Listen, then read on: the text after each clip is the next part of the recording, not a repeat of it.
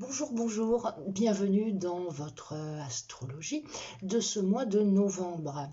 Eh bien, ce mois de novembre, il va pas être triste encore, ça va être difficile, hein. Nous commençons ce mois de novembre par un grand carré. Mercure en balance, Mars bélier et Jupiter, Saturne, Pluton qui sont encore là en Capricorne, mais ils vont être tous en confrontation et ça va être quand même rude. Et ça va être probant déjà sur le plan mondial, car ce sont des transits mondiaux, hein, avant d'être personnels, et ils vont nous amener des gros conflits, des désaccords profonds avec Mercure, qui est la communication, hein, qui pourrait tourner à une révolte, à un état de guerre, à un état de conflit. Et alors, je pense aux élections aux USA, où là, ça ne devrait pas être triste, parce que si Trump ne passe pas, ce qui est fort probable vu son thème, ça va être les révolutions derrière, enfin du moins il y a de gros risques. Donc il va falloir s'accrocher, mais ça peut toucher aussi d'autres pays parce qu'ils ne sont pas seuls au monde. Ça peut aussi toucher des problèmes terrestres, des problèmes d'inondation, des problèmes de déflagration divers et variés. Enfin bon, de climat hein, en général, hein. Donc tout ça, c'est pas très sympathique d'entrée de jeu. Bon, ça va toucher surtout la fin des décans, hein, le dernier décan des balances bélier et capricorne, où là, il faudra vraiment que vous fassiez attention à vous sur tous les plans, parce que bon, avec les carrés de Mars, ils sont quand même un peu dangereux au niveau santé, donc vous pourriez vous faire mal ou avoir des bobos, des douleurs. Et en plus de ça, on a Vénus qui se met de la partie entre le 15 et le 21, où là, ça va être le plan affectif qui va être touché, donc pour toujours ces mêmes signes. Mais Vénus, c'est aussi la prospérité. Donc, il pourrait y avoir aussi au niveau mondial encore des problèmes de bourse ou de prospérité ou de déflagration économique quelconque. Donc, c'est un peu chaud quand même, hein, ce mois de novembre.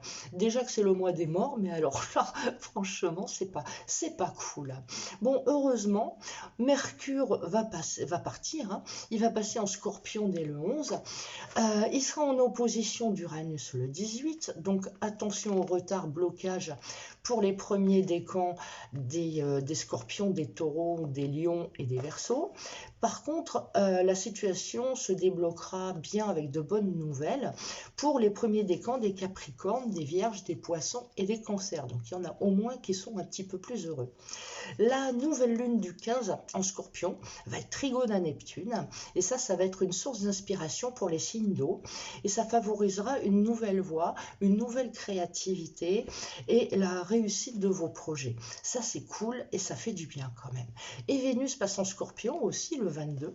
Alors Vénus en Scorpion c'est la passion, hein, c'est la renaissance de relations fusionnelles, passionnées, câlin doudou. Alors ça touchera bien évidemment le début des signes d'eau, mais aussi le début des Capricornes, des Vierges et des Poissons qui verront une embellie dans leur relation sentimentale. Donc ça c'est chouette aussi, ça fait du bien. Bon, elle sera un peu plus bloquant et difficile pour les taureaux, lion, verseau du premier décan à partir du 28, mais enfin bon, ça c'est pas trop dramatique quand même, hein.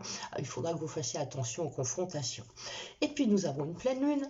Ce coup-ci, on aura la pleine lune qui arrivera le 30 en Gémeaux et donnera la pêche au signe d'air ainsi qu'au bélier et au lion.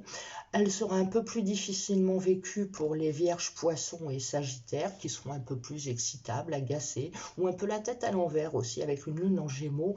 Ça favorise les oublis, les problèmes de communication, le fait de dire le mauvais mot au mauvais moment. Donc faites attention à ça et faites attention à votre sommeil puisque la lune en Gémeaux elle est excitable.